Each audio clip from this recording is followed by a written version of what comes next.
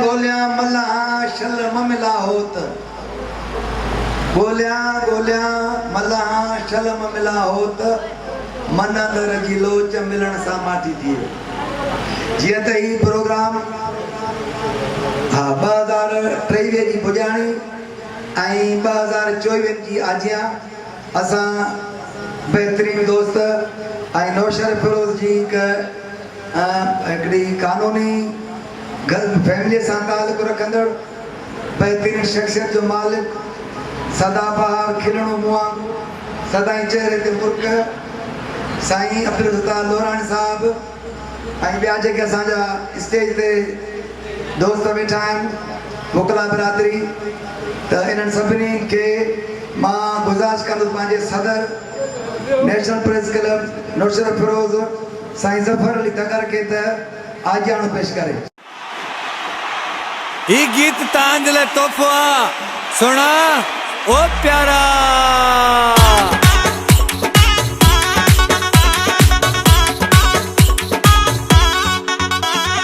सिंधी टोपी वारा सरकार सिंधी तुझो खैर हुजे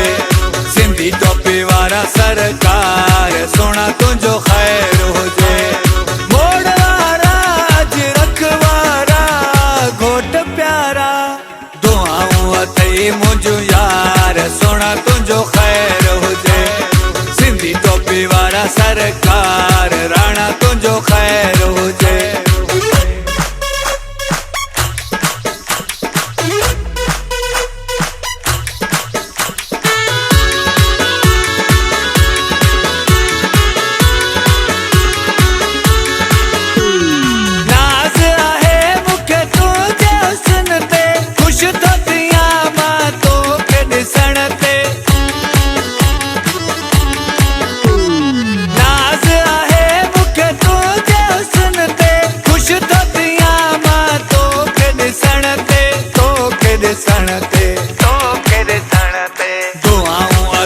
मुझो यार सोना तुझो खैर हुजे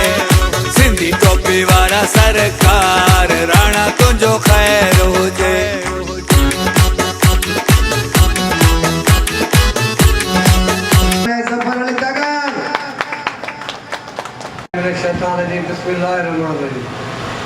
भली आया भला पिड़ी थोड़ा तंदा रख अचण सां तंदा जीवन जे नथी रखण जी बुख जे हुंदा अंदर में सतर दुख जो तो जी त साल 2023 गुजरात से बारे में खतल तुए तो हसा सा तकरीबन कंटा कंटे बीमार जे एडा सारा साईं रहया लकी वो तो प्रोग्राम बजे बीमार ओ तो खजाना बजे प्रोग्राम में इने करे दोस्त भी थाने जे अचंदा इने करे सा प्रोग्राम विचार कर सख्त भंग हर कहीं जे मसले में अगते अगते वजन जे करे असा जो तो साईं सा करे हम तो खुशबू बचे लोग सारे साईं के भारत पाए खुशी दे बोलना साईं सोचे प्रोग्राम रखियो सा फनकार बुराया सुगड़ फकीर बुराया पर हेते खुदा के जो मंत्र दे पुलिस घर गिरी गयो उन्हें करे जवान से बुरा साईं चवंदान त मानू के मनता जेरे मिले घणा मानू को माना को जो वक्त बुलाए नाने कना असा जो वो दोस्त रहा उन्होंने गोडी में दोस्त दारे आयो ए प्रोग्राम कंदा तो बियो ए हर साल में कंदा हर वहां से हर बता के होते में आयो आदम दिंदा वकील दोस्त आई सब साथ के असा करे असा तरफा करके रंग डुबना जो सब दोस्त राजी हो पंजे पे ही प्रोग्राम हर मरेले में सिंध बार काउंसिल जे मेंबर अब्दुल सत्तार लोराणी जे बा निसार हुजे बी सजी संगत जेके भला छा बेटो दोस्त वेठा आहिनि उन्हनि खे असां भलीकार कंदासीं ऐं असां आफ्ताब अंजुम निज़ामाणी उन्हनि जे नाले चयो त हाणे इहे सॼी उमिरि लाइ उद्धार कोन थींदा असांजो असांखे इहो एहसासु आहे त असां कंहिं सहाफ़ी जे मसइले ते सौदेबाज़ी कोन कई आहे ऐं सौदेबाज़ी न करण जे करे असांखे का सज़ा मिले थी त असांखे उहा क़बूल हूंदी ऐं उहो असां गले में हार करे पाईंदासीं। उन्हनि जो छा थींदो बावन की यादूं काका जो बुलबुल जी सदा ते आ बंदिश ना इन्हनि जे हथ में गुलिस्तान रहियो अंजाम गुलिस्तान छा थींदो जे त अॼु साल 2023 जे आख़िरी ॾींहं ते हैप्पी न्यू ईयर जो चंड ग़ुरूब थी वियो आहे न्यू ईयर अचण वारो आहे 12 बजे खां पोइ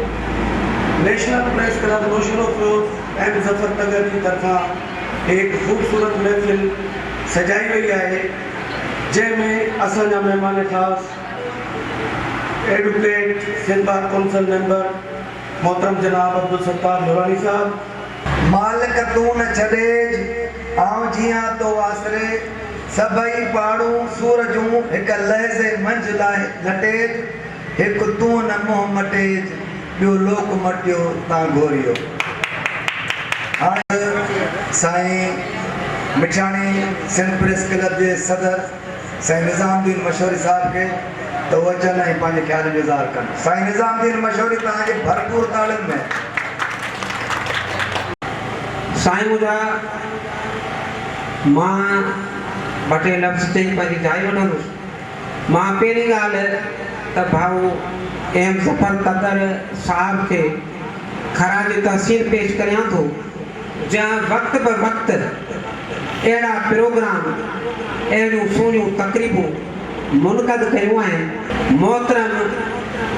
साईं अब्दुल सत्तार लोहानी साहब जो जेको किरदारु आहे उहो का तारीफ़ जो मोहताज न आहे। लोराणी के गुज़ारिश आहे तव्हांखे भरपूर ताड़ियुनि में अचे साईं जो इस्तक़बाल कयो। बाबा इस्तक़बाल साईं जो। इन प्रोग्राम जा मेज़बान ज़फर तगड़ साहब ऐं उन्हनि जी टीम, दरियाबाद जा सदर पुत्र निसार अहमद मल्ला साहब, मोहब्बत खान बलाजी साहब, तऊर अहमद आरई साहब, भाउ यूनुस राजपर साहब, अमीर हुसैन हिकिड़ो साहब, निज़ामुद्दीन मशहूरी साहब,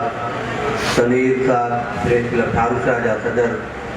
ऐं ॿिया मुंहिंजा सभई साहबी भाइरो राॻींदड़ो असांजा